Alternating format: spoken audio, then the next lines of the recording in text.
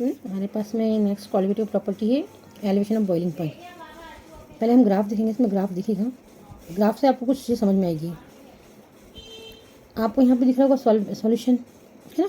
Solution कहाँ पे जा रहा है आपका, तीनों टेम्परेचर को क्रॉस कर रहा है, ठीक है। T1 T2 T3 को, है ना। और मिल कहाँ है, एटमॉस्फेरिक प्रेशर पे मिल रहा है। अब यहाँ सॉल्वेंट को देखिएगा, ठीक है।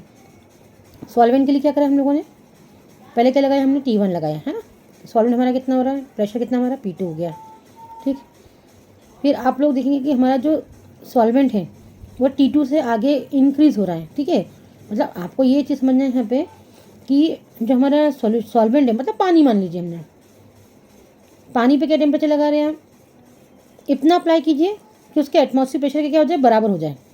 तो वो T1 से होता हुआ T2 से होता हुआ पूरा जो है बॉईल हो जाएगा सॉल्वेंट हमारा।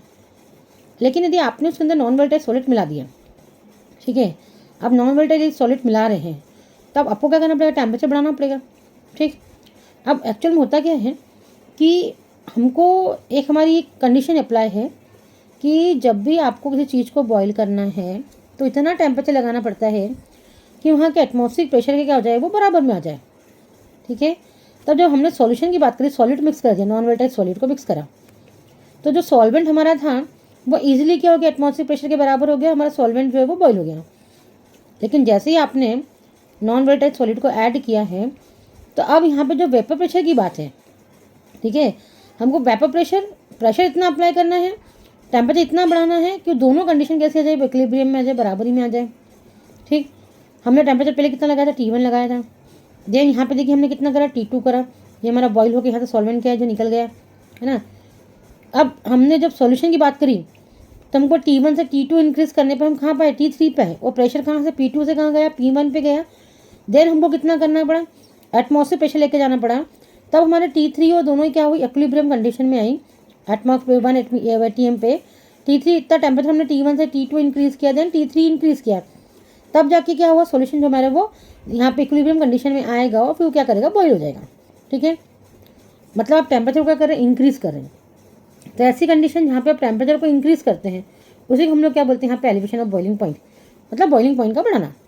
क्यों बढ़ाना, क्योंकि आपने क्या ऐड करा, उसके अंदर नॉन वोलेटाइल सॉलिड को ऐड करा हुआ है। एक्चुअल में ध्यान रखिएगा, वेपर प्रेशर को डाउन करना, ठीक है, वेपर प्रेशर क्या करना, डाउन करना, और बॉइलिंग पॉइंट को इंक्रीज़ करना, ये दोनों चीज़ें होना चाहिए। वेपर प्रेशर डाउन होगा, हम लोग एटमॉस्फेरिक प्रेशर के बराबर जाएंगे, देन क्या करेंगे, हमारा लिक्विड में अपने आप जो सॉल्यूशन हमारा है वो बॉईल होना स्टार्ट कर देगा।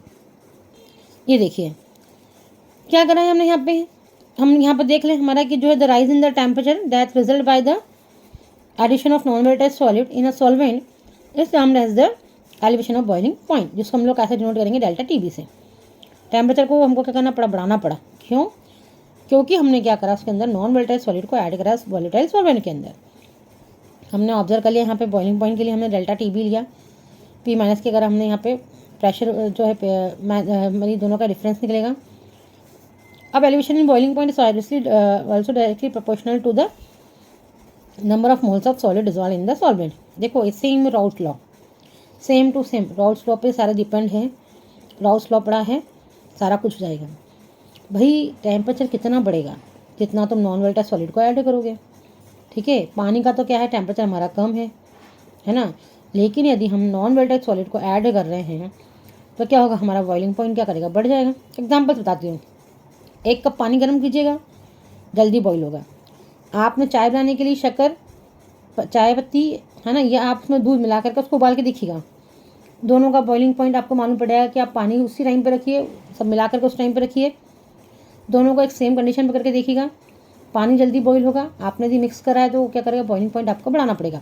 सेम यहाँ कंडीशन है, जितना सॉल्यूट ऐड करोगे उतना ज़्यादा बॉइलिंग पॉइंट इंक्रीज होगा, जिसको हम लोग क्या बोलते हैं, मोलिटी।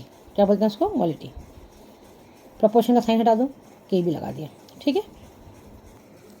अब हमारे पास में जो हमारा मोलिलिटी होता है, जिसको हम लोग क्या बोलते हैं, यहाँ से MC बात करते हैं ना, फॉर्मूला लगाइए इसके लिए, WB इंटू कितना होता है, 1000 डिवाइडेड बाय, हम लोग को यहाँ पे फॉर्मूला अप्लाई करना है यहाँ पे, है ना। तो क्या लगा दें यहाँ पे, MB इंटू क्या लगा दें, WA लगा दें, ठीक है। अब मान लो उसको, ये मास, मॉलिकुलर मास हो गया सॉल्यूट का, वेट हो गया सॉल्यूट का, वेट हो गया सॉल्वेंट का, ठीक है। इसको पुट कर दे, हमने फॉर्मूला क्या है, delta T B equal K B into M है। फॉर्मूला लगा दो, delta T B equal K B into W B 1000 divided by M B into W A. यदि आपको बॉइलिंग पॉइंट निकालना है, एलिवेशन ऑफ बॉइलिंग पॉइंट, ये formula use कीजिएगा। लेकिन यदि आपको मॉलिक्यूलर मास निकालना है सॉल्यूट का, एम बी को बाहर ले आओ, ठीक है। एम बी को बाहर लेके आएंगे, डब्ल्यू बी इंटू के बी करा इंटू 1000 करा, डेल्टा टी बी नीचे आ जाएगा, डब्ल्यू ए हो जाएगा। नॉन वोलेटाइल का सॉल्यूट का यदि मॉलिक्यूलर मास निकालना है, ये लगाइए। एलिवेशन ऑफ बॉइलिंग पॉइंट लगाना है तो ये लगाइए।